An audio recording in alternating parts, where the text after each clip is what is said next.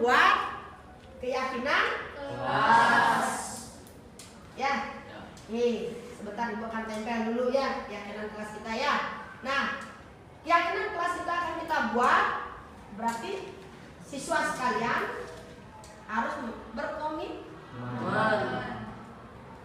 Sekarang silakan kalian bentuk kelompok. Kita akan bahas apa yang menjadi kesepakatan kita bersama. Setuju? Setuju. Baik, buka dulu ya.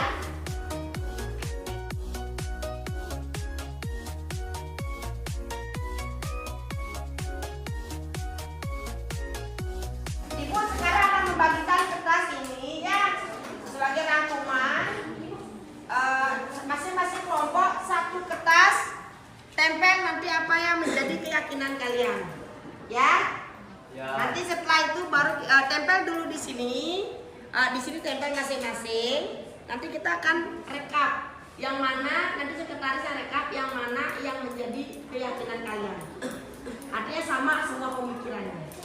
Kalau sudah sama berarti artinya kesepakatan atau yang kalian yakini di kelas ini. Dipahami? Paham. Baik, Ibu bagikan kertasnya ya.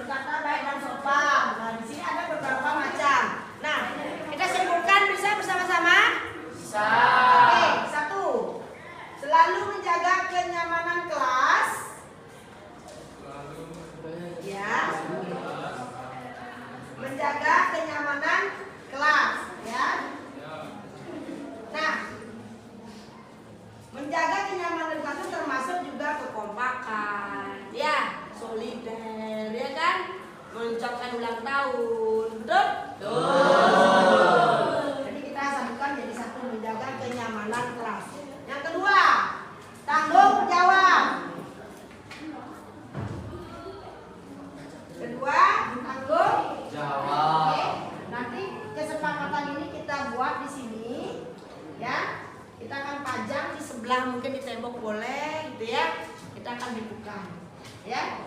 Baik, sudah dipahami? Sudah. Berarti kesepakatannya kita sudah tertempel di atas ini ya. Kita akan rekap bersama-sama nanti. Kita akan cetak di sini bahwa kalian harus membaca apa yang menjadi kesepakatan kelas kalian. Baik, silakan kembali ketika nanti kita rekap kembali. Baik anak-anak, Ibu akan akhiri pertemuan kita hari ini. Sebenarnya kalian lanjutkan pelajarannya. Ya, Ibu akhiri dengan para peserti. Om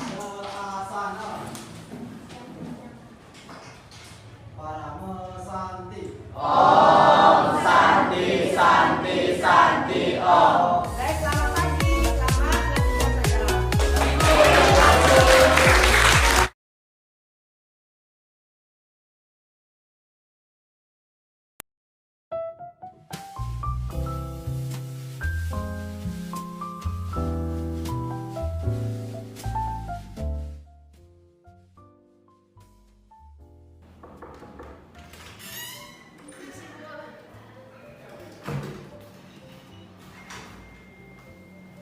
Gimana Kata?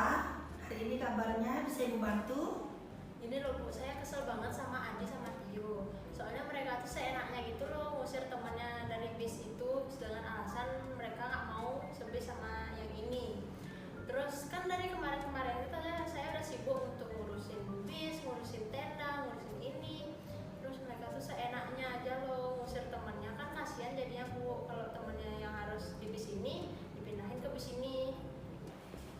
Tata, Ibu mengerti apa yang kamu rasakan ya. Sebenarnya Ibu kemarin juga ngamati tuh kelakuannya si Adi sama si Tiu itu emang bener-bener dan bikin kesel juga ya. Gimana sih kamu gak kesel? Udah diatur-aturin malah kayak gitu. Siapa juga sih yang gak kesel? Misalnya sudah jadi ketua, ngurusin konsumsi, ngurusin segala macem, malah gak dianggap. Saya yakin di Tata perasaanmu pasti akan marah dengan keadaan seperti itu. Itu udah Bu, pengen banget tak lempar pakai buku yang saya bawa tuh kan, karena habis saking keselnya saya kayak kasihan sama teman-teman yang diusir dari busnya itu. Nah Tata, tadi kamu mengatakan kalau seandainya kamu tadi apa saking gergetan, saking keselnya kau pengen lempar temenmu ya. Nah kira-kira kalau tindakan itu kamu lakukan, apa yang terjadi? Ya mungkin teman-teman tuh bakal ngecap saya jelek sebagai ketua panitia, dan ujung-ujungnya juga bakal berantem dan adu mulut sama mereka. Tentunya suasananya akan jadi gaduh ya. Mungkin kegiatannya tidak berjalan dengan lancar ya. Nah ini terbukti Tata kemarin mampu dan Tata bisa untuk menghandle semuanya, kegiatan berjalan dengan baik. Walaupun akhirnya Tata sendiri kesel ya datang ke sini ya. Nah, apa sih yang menjadi keyakinan Tata sehingga terbukti dengan keyakinan Tata tuh kegiatan berjalan dengan lancar? Saya yakin kalau saya tuh masih bisa sabar. Saya juga yakin kalau saya tuh masih mampu buat nge-handle semua kegiatan kemarin. Dan saya masih kuat untuk menjadi ketua panitia di kegiatan selanjutnya.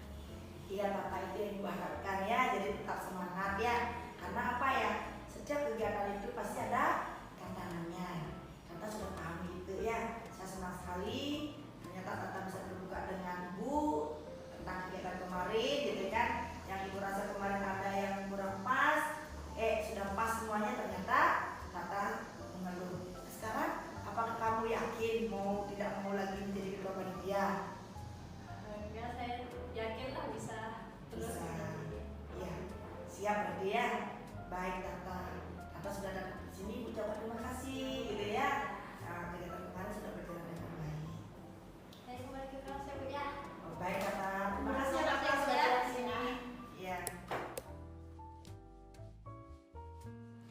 Om Swastiastu, perkenalkan nama saya Tata dari kelas 11 IPS 2. Setelah saya direstitusi oleh Ibu Sri Agustini selaku guru pembimbing saya merasa lebih lega dan saya mempunyai rasa keyakinan untuk melangkah ke depannya. Terima kasih.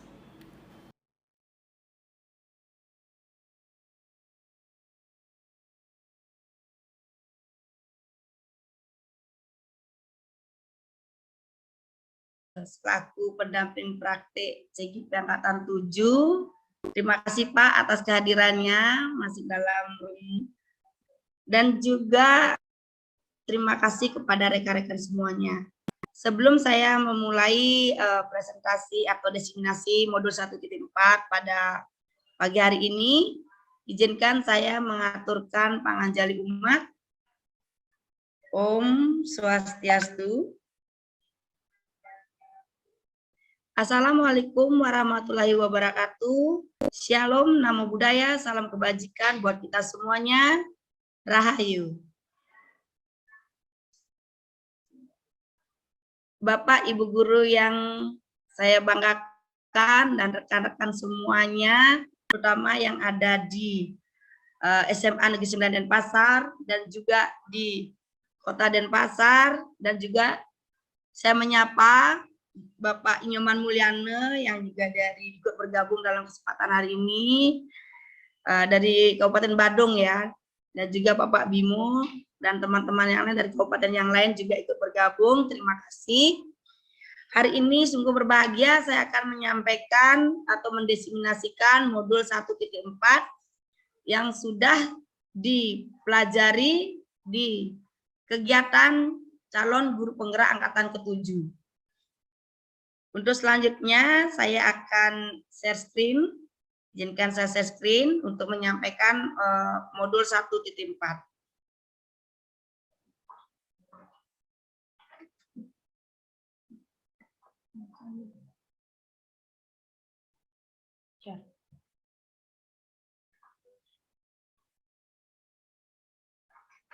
Pengembangnya adalah Andri Nur Cahyani, SPD, MS, Dia Samsiati Rajasa, MSc, Dr. Murti Ayu Wijayanti, MPD, dan pada kali ini disampaikan oleh saya sendiri, Ninyoman Sri Agustini Andayani, SPD, MPD, CGP Angkatan 7 Kota Denpasar. Nah, adapun tujuan daripada diseminasi pada hari ini adalah yang pertama, kita sebagai guru mampu memahami konsep pendidikan menurut Ki Hajar Dewantara yang dihubungkan dengan konsep budaya dan lingkungan positif di sekolah yang berpihak pada murid. Yang kedua, kita dapat melakukan evaluasi dan refleksi tentang praktik disiplin dalam pendidikan Indonesia secara umum untuk mendapatkan pemahaman baru mengenai konsep disiplin positif untuk menciptakan murid dengan profil pelajar Pancasila. Nah, tujuan umum selanjutnya adalah memahami peran sebagai guru untuk membangun budaya positif dengan menerapkan konsep disiplin positif dalam berinteraksi dengan murid. Nah, capaian yang kita inginkan adalah yaitu kita bersama-sama mampu menerapkan strategi disiplin positif yang memerdekakan murid untuk menciptakan ekosistem sekolah aman dan berpihak pada anak. Yang kedua, kita dapat menyusun langkah-langkah dan strategi aksi nyata yang efektif dalam mewujudkan kolaborasi dengan seluruh pemangku kepentingan sekolah agar tercipta budaya positif yang dapat. Baik, kembali ya Bapak Ibu, saya sudah sampai kepada slide yang keempat, di mana ada pertanyaan pemantik ya Bapak Ibu ya. Jadi di sini kita bergabung baik itu guru mata pelajaran dan juga guru bimbingan dan konseling. Kita sering tidak menyadari apa yang selalu kita lakukan itu apakah sesuai atau tidak, ataukah sudah berpihak kepada peserta didik atau tidak. Nah, di sini ada beberapa pertanyaan pemantik Bapak Ibu. Nah, apakah Bapak Ibu setuju hukuman dapat mendisiplinkan anak? Nah, itu dia. Yang kedua, apakah pemberian hukuman dengan hal positif seperti membaca atau membersihkan halaman sekolah dapat meningkatkan disiplin anak? Kadang-kadang hukuman yang berupa hukuman yang sifatnya positif pun kita harus berpikir apakah dapat meningkatkan disiplin anak. Nah, Bapak Ibu, kita rasakan dulu sekarang ya. Nah, yang ketiga, memberi penghargaan dapat meningkatkan motivasi belajar anak. Apakah Bapak Ibu setuju dengan pernyataan seperti ini?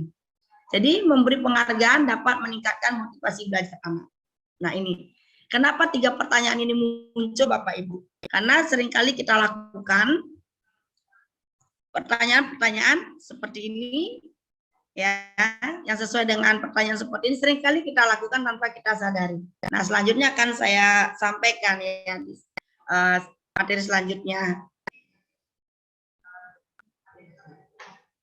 Oke, cakupan materi pada kesempatan kali ini yaitu yang ingin saya sampaikan adalah mengenai disiplin positif dan nilai-nilai kebajikan universal, yaitu tentang teori motivasi. Yang kedua, hukuman dan penghargaan serta restitusi. Apa itu? Dan yang ketiga, keyakinan kelas. Yang keempat, kebutuhan dasar manusia dan dunia berkualitas. Yang kelima, sisi kontrol. Dan 6, segitiga restitusi. Ini memang sangat baru ya Bapak Ibu. Tentunya saya selaku di CGP baru sekali menerima. Sebenarnya sudah dilakukan, tetapi istilah-istilah ini baru kita dengar dan kita akan lakukan karena ini ilmu baru dan memang positif banget, terutama bagi kita selaku pendidik dan juga pembimbing. Bapak Ibu, saya akan lanjut ke materi yang pertama, yaitu disiplin positif dan nilai-nilai kebajikan universal.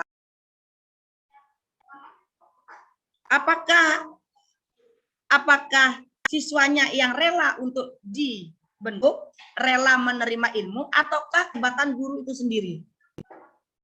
Nah, ini Bapak Ibu.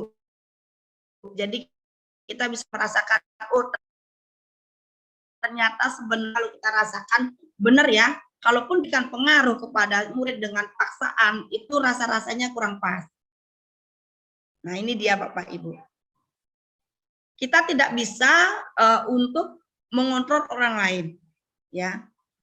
Kalau kita berbicara tentang stimulus respon, ya, siapa sesungguhnya yang memiliki kontrol dalam hal ini?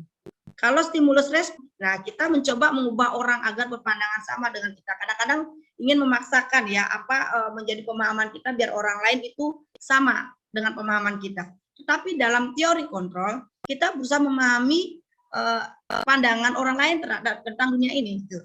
Ya, jadi kita berusaha memahami.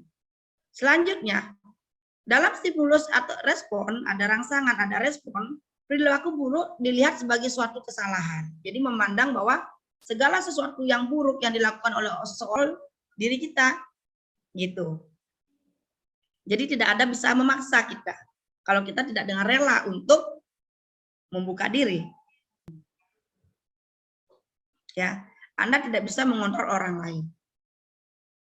Pemaksaan ada pada saat di sana terhadap pilihan-pilihan yang mungkin kita bisa ambil. Nah, Bapak Ibu, dalam stimulus respon juga model berpikir yang ada yaitu ada menang dan kalah. Kalau kita bisa memaksakan sesuatu atau kita bisa memberikan pengaruh, kita akan merasa menang ataupun kita akan merasa gagal. Namun dalam teori kontrol, model berpikirnya adalah menang-menang. Gitu ya. Jadi tidak kalah. Karena apa? Karena ada pilihan-pilihan baru yang sudah kita akan ambil. Gitu. Selanjutnya, di slide selanjutnya Bapak Ibu. Nah, dalam skema ini saya akan share, saya bagikan Bapak Ibu tentang teori kontrol yang dikemukakan oleh Dr. William Glasser gitu ya. Di sini ada pernyataan bahwa Anda dapat disimpulkan seperti itu, Anda tidak bisa mengontrol orang lain. Hanya Anda yang bisa mengontrol diri Anda sendiri. Setuju ya Bapak Ibu ya? Dan kedua, semua perilaku manusia itu semua memiliki tujuan. Ya, konsep selanjutnya adalah model berpikir menang-menang. Adanya kolaborasi dan konsensus menciptakan pilihan-pilihan baru. Ya. Dan yang selanjutnya ada realitas kebutuhan kita. Ya, kita berusaha untuk memahami pandangan-pandangan orang lain terhadap dunia. Dan setiap orang memiliki suatu pandangan yang berbeda. Nah, kita harus bisa membuka diri di sini. Nah, inilah yang dari teori kontrol. Di mana jika Anda tidak bisa mengontrol orang lain, hanya Anda yang bisa mengontrol diri sendiri. Makna dari disiplin di sini adalah belajar kontrol diri dengan menggali potensi kita agar tercapai tujuan mulia, yaitu sesuatu yang menjadi seseorang yang kita inginkan berdasarkan nilai-nilai yang kita hargai. Pada dasarnya manusia memiliki pemikiran-pemikiran yang baik, ya, dan dia tidak ingin dikontrol, ya. Artinya dia bisa berbuat asalkan dia bisa mengontrol, mengendalikan diri sesuai dengan untuk mencapai tujuan yang diinginkan, yang berdasarkan nilai-nilai yang diyakini dan dihargai. Ya. Nah, Bapak Ibu, dalam skema ini juga semua perilaku memiliki tujuan itu akan mendorong ada 3 motivasi, Bapak Ibu. 3 motivasi orang untuk melakukan suatu tindakan. Ya. Yang pertama adalah motivasi yang bersumber dari luar diri, yaitu melahirkan teori motivasi. Yang pertama adalah bersumber dari faktor dari luar, yaitu motivasi ekstrinsik. Disebut motivasi ekstrinsik, di mana dalam semua perilaku memiliki tujuan, motivasinya adalah tujuan yang pertama adalah untuk menghindari hukuman. Itu pasti bersumber dari luar diri, ya, karena di luar ada hukuman. Jadi dia berbuat, salah satu alasannya mungkin jika melakukan suatu kesalahan, dia ingin menghindari suatu hukuman. Yang kedua, untuk mendapatkan imbalan. Jadi ada positif negatifnya. Kalau negatifnya menghindari hukuman, kalau positif untuk mendapatkan imbalan. Nah, imbalan itu tentunya ada bersumber dari luar diri individu itu sendiri, ya. Jadi iming-iming untuk mendapatkan imbalan dan juga perbuatan untuk menghindari hukuman itu merupakan motivasi ekstrinsik. Nah, yang ketiga, ada motivasi yang bersumber dari dalam diri Bapak Ibu, yaitu untuk menghargai diri sendiri. Jadi Bapak Ibu memiliki alasan untuk ataupun tujuan melakukan sesuatu adalah menghargai diri sendiri. Jadi tidak perlu orang lain untuk memberikan penghargaan, tetapi inilah diri sendiri kita menghargai diri bahwa apa yang kita perbuat diyakini itu merupakan sesuatu yang memang baik. Nah, di sini dalam teori kontrol juga berpikir menang-menang, di sana ada 5 posisi kontrol. Bagaimana nanti dalam teori materi selanjutnya akan saya jelaskan, 5 posisi kontrol ini memegang peranan penting.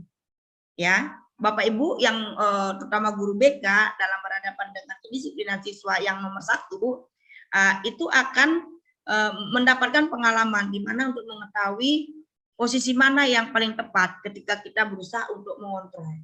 Ya, jadi 5 posisi kontrol yang kita pakai atau kita pelajari, ya, untuk mendukung kebutuhan, mencapai kebutuhan atau mendapatkan kebutuhan dia, maka banyak hal yang dia lakukan, banyak hal yang dia kerjakan, yang tentunya memiliki suatu tujuan ataupun pola. Jadi kebutuhan-kebutuhan seperti apa saja yang memang dimiliki oleh manusia sebagai kebutuhan dasar itu ada bertahan hidup, yaitu terus penguasaan, kasih sayang, dan juga kesenangan serta kebebasan. Nah, saya lanjut dengan ini berikutnya. Bapak Ibu seringkali mendengar kata disiplin. Di sini Bapak Ibu bisa baca bahwa disiplin berasal dari kata disiplina yang artinya belajar. Jadi belajar dan belajar. Belajar untuk menyesuaikan diri, belajar untuk menepati waktu, belajar untuk selalu menghargai orang lain, belajar untuk menempatkan berkomunikasi. Nah, disinilah semua katanya disiplin itu berasal, ya, yaitu belajar. Makna asal dari kata ini berkonotasi dengan disiplin diri dari murid-murid Sokrates atau Plato. Tidak saya jelaskan di sana, karena kita fokusnya adalah disiplin. Disiplin diri membuat orang menggali potensinya menuju sebuah tujuan, apa yang dia hargai. Ya. Namun dalam budaya kita, makna kata disiplin telah berubah menjadi sesuatu yang dilakukan seseorang pada orang lain untuk mendapatkan kepatuhan. Nah, ini yang tidak kita sadari Bapak Ibu. Seringkali kita mengungkapkan kata disiplin, mendisiplinkan siswa. Nah, di sana kecenderungan umum adalah adanya ketidaknyamanan. Ya. Bukan dengan apa yang kita hargai atau pencapaian suatu tujuan mulia. Ada kalau kita menerapkan disiplin, tentu ada konotasi kita adalah berhadapan dengan anak itu pasti harus nurut, gitu ya. Anak itu tidak diberikan kebebasan untuk. Nah, apa itu Bapak Ibu tentang materi-materi selanjutnya ini sangat menarik yang akan saya share kepada Bapak Ibu.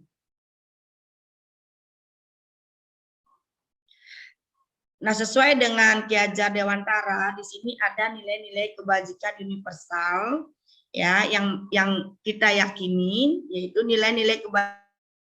Yang pertama yang saya sebutkan adalah apa itu nilai kebajikan.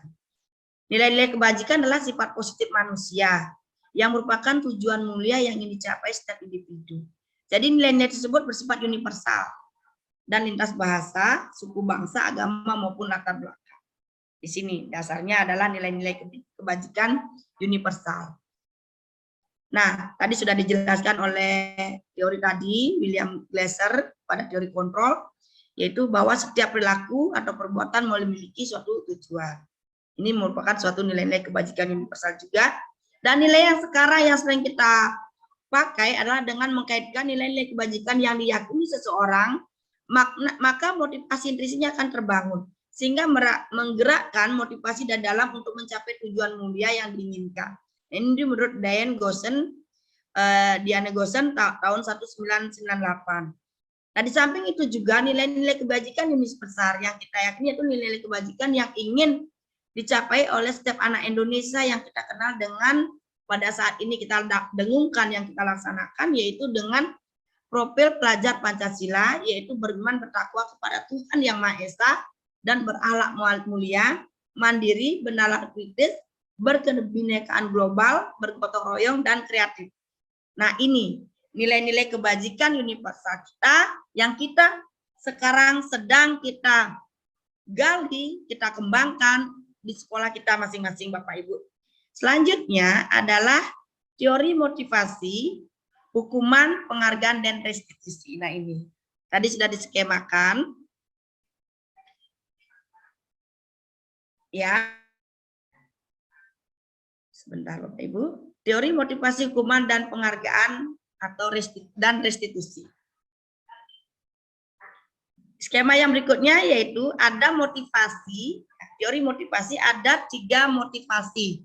Yang pertama sumbernya dari luar dan bersumber dari dalam.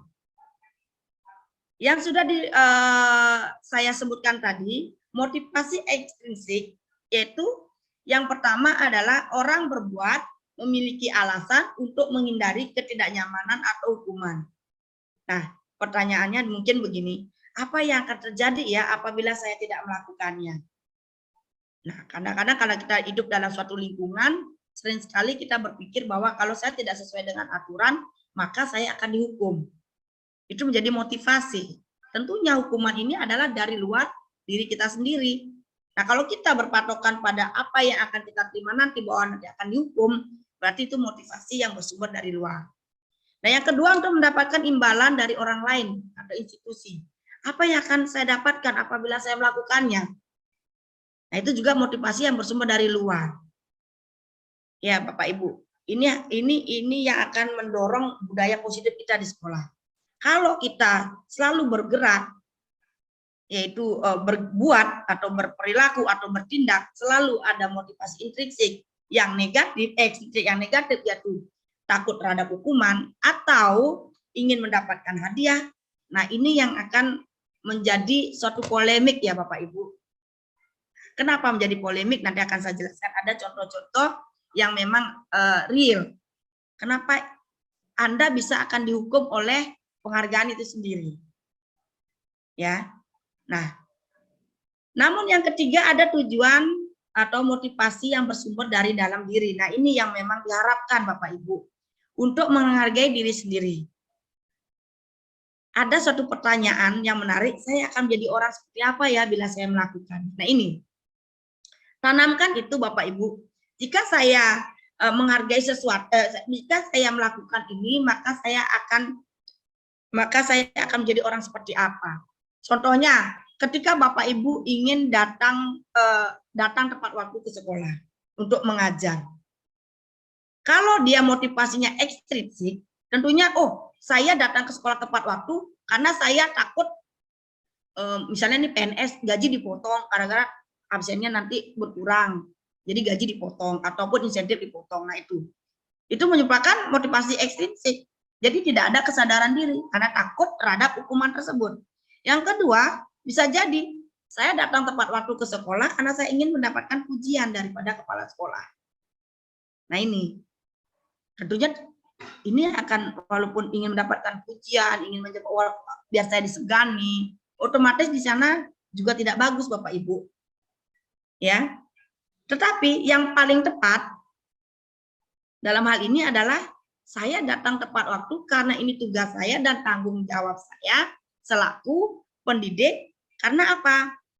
Saya ingin saya ingin menularkan praktek baik kepada seluruh lingkungan tempat saya bekerja, di mana saya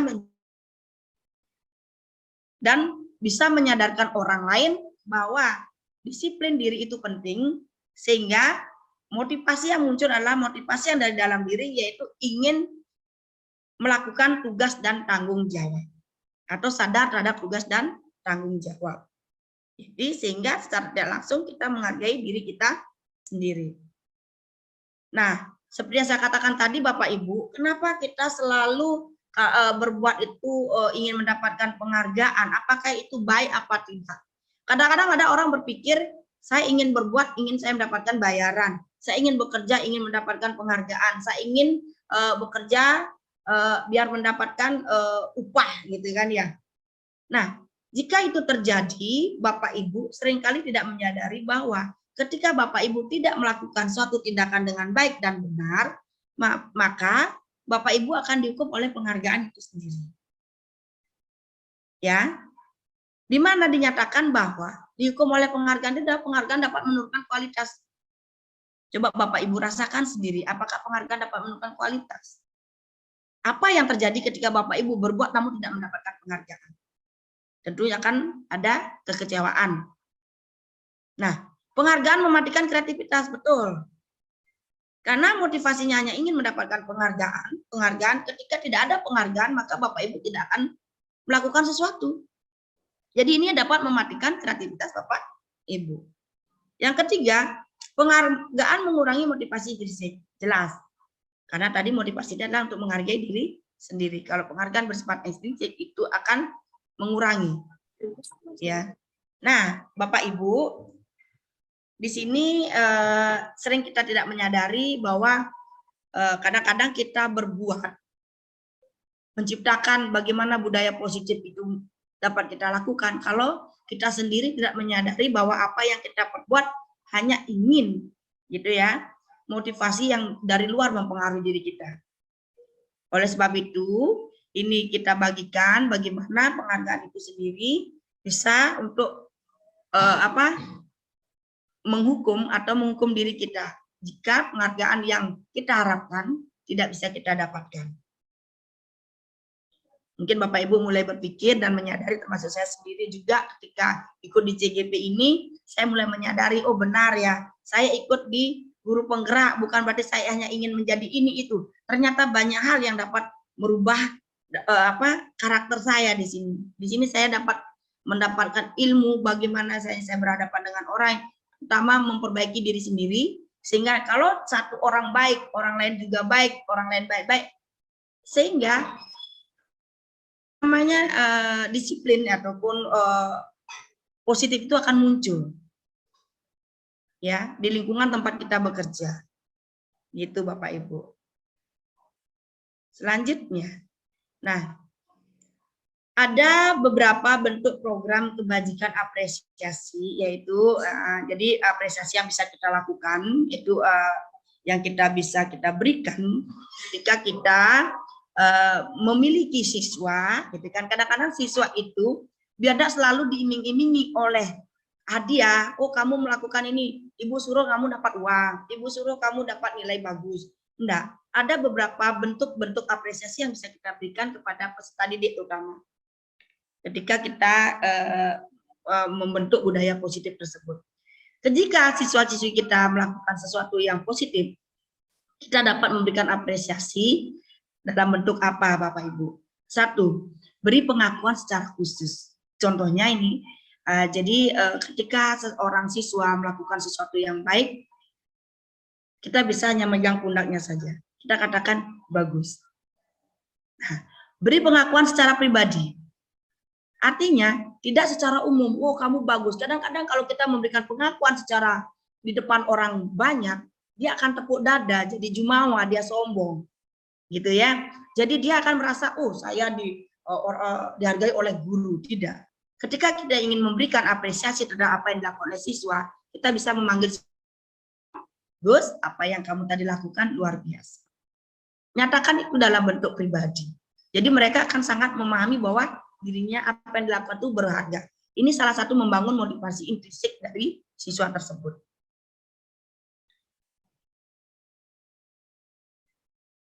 Nah, di sini Bapak Ibu ada apresiasi. Nah, selanjutnya kita tindakan hukuman atau konsekuensi. Nah, ini ada Bapak Ibu silakan cermati mungkin beberapa contoh Bapak Ibu sering lakukan di sekolah ketika anak-anak melakukan suatu kesalahan. Ya. Coba boleh nanti Bapak Ibu tulis di dalam chat gitu ya. Apakah mencatat 100 kali dalam buku kalimat saya tidak akan datang terlambat lagi itu merupakan hukuman atau konsekuensi? Gitu ya.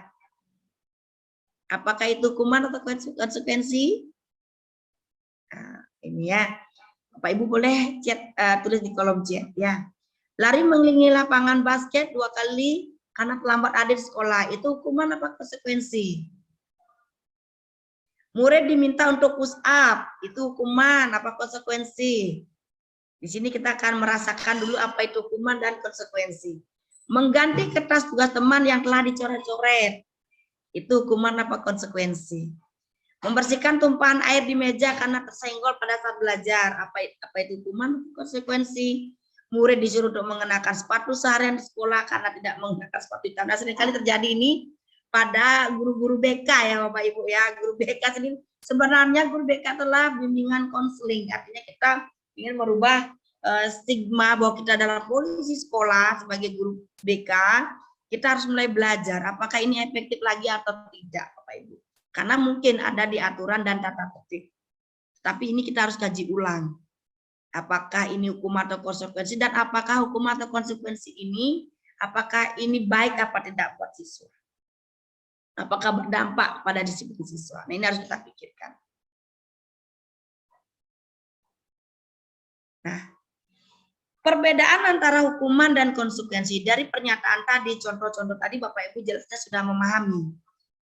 Hukuman biasanya itu menyakitkan, ya, anak jadi sakit, baik secara fisik maupun psikis, anak bisa membenci yang namanya disiplin, ada semacam pemaksaan, hukuman juga bisa menyakiti diri anak sendiri jika dia tidak terima dengan hukuman yang dia berikan, ada konsep diri buruk, artinya dia memandang dirinya buruk, dan anak belajar untuk menyembunyikan kesalahan, berbohong ya Bapak Ibu.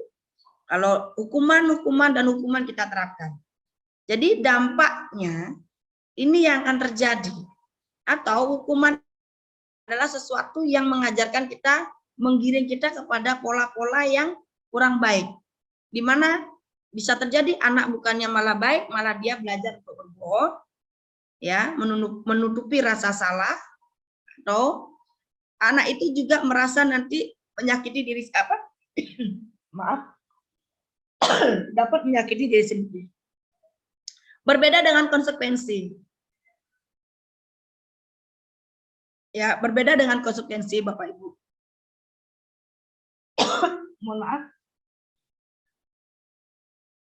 Sesuatu di sini konsekuensi adalah sesuatu yang harus terjadi.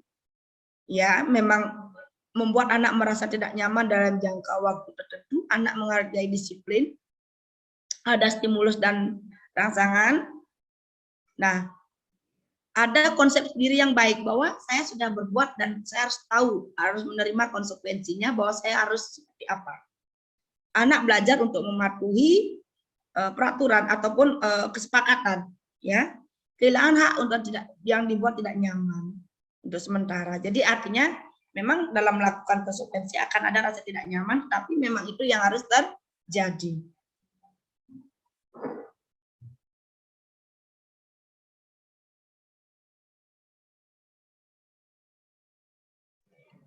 Mohon maaf, mikrofonnya kepencet.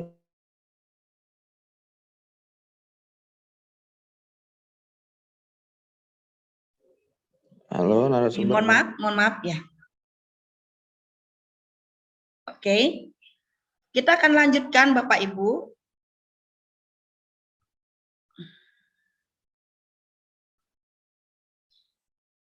Nah, di sini hukuman, ada konsekuensi, ada restitusi.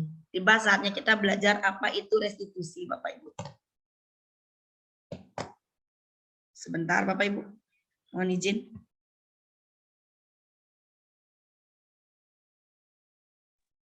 Oke. Tadi ada hukuman sudah berbeda dengan konsekuensi. Sekarang restitusi.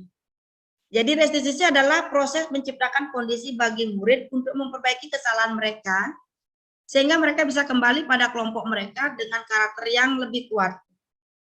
Saya sudah berusaha untuk mengimplementasikan juga restitusi, gitu ya. Nanti akan saya share videonya di akhir kegiatan ya, di akhir pemaparan. Jadi di sini ada perbedaan adalah hukuman, ya, hukuman, konsekuensi, dan restitusi. Tadi sudah berbeda, sekarang restitusi itu apa? Restitusi merupakan pilihan. Restitusi dapat menguatkan murid atau anak dalam jangka yang panjang. Ya, jadi dalam restitusi korban itu mendapatkan ganti. Nah, nanti apa? Gimana penjelasannya? Murid atau anak mendapatkan penguatan dan masalah terpecahkan, di mana juga murid belajar bertanggung jawab untuk perilakunya. Ini restitusi Bapak Ibu. Murid belajar bertanggung jawab untuk melakukannya, untuk perilakunya. Ya, fokus pada pemecahan masalah dalam jangka waktu panjang. Nah, di sini ada keyakinan Bapak Ibu. Kalau di hukuman ada peraturan. Peraturannya adalah kamu harus titik-titik. Kalau di konsekuensi, apa peraturannya? Mampukah kamu melakukannya? Nah itu. Tetapi kalau restitusi, apa yang kamu yakini? Apa yang bisa kamu lakukan untuk memperbaiki masalah ini? Nah itu. Tadi Bapak Ibu di bimbingan konseling mungkin sudah sering melakukan dalam teknik-teknik konseling, yaitu restitusi ini sebenarnya sering kita lakukan ketika kita mengadakan konseling individu. Di mana ada anak membuat suatu kesalahan, kita berusaha memberikan konseling dengan pendekatan, ya, artinya merestitusi mereka. Ciri-ciri restitusi ada 9, yaitu bukan untuk menebus kesalahan Bapak Ibu, karena kesalahan yang sudah terjadi memang tidak dapat dibayar. Jadi pemahamannya bukan untuk menebus kesalahan, namun untuk belajar dari kesalahan. Kesalahan yang sudah terjadi memang sudah merupakan suatu kesalahan, gitu ya. Tetapi kita belajar dari kesalahan itu. Kedua, memperbaiki hubungan. Ya, ketika kita membuat suatu kesalahan terhadap orang lain atau berbuat salah terhadap orang lain, kalau kita bisa dengan restitusi kita bisa memperbaiki hubungan. Nah, restitusi merupakan pilihan ya, tawaran bukan paksaan. Itu Bapak Ibu. Restitusi menuntut untuk melihat diri ke dalam, atau ke dalam diri ya. Artinya diukur oleh kemampuan diri atau apa yang ada dalam diri kita. Ya. Restitusi mencoba untuk memenuhi kebutuhan dasar manusia yang mendasari suatu tindakan. Restitusi diri adalah cara yang paling baik, Bapak Ibu. Nah, di sini ditekankan restitusi adalah cara yang paling baik. Restitusi fokus pada karakter bukan tindakan. Jadi berpusat pada siapa yang kita restitusi. Restitusi fokus pada solusi.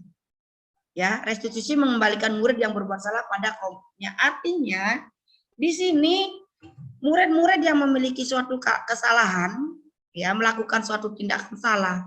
Kalau kita memberikan tindakan restitusi ini, mereka akan bisa menerima dirinya dan mereka akan bisa kembali bergaul kepada kelompoknya.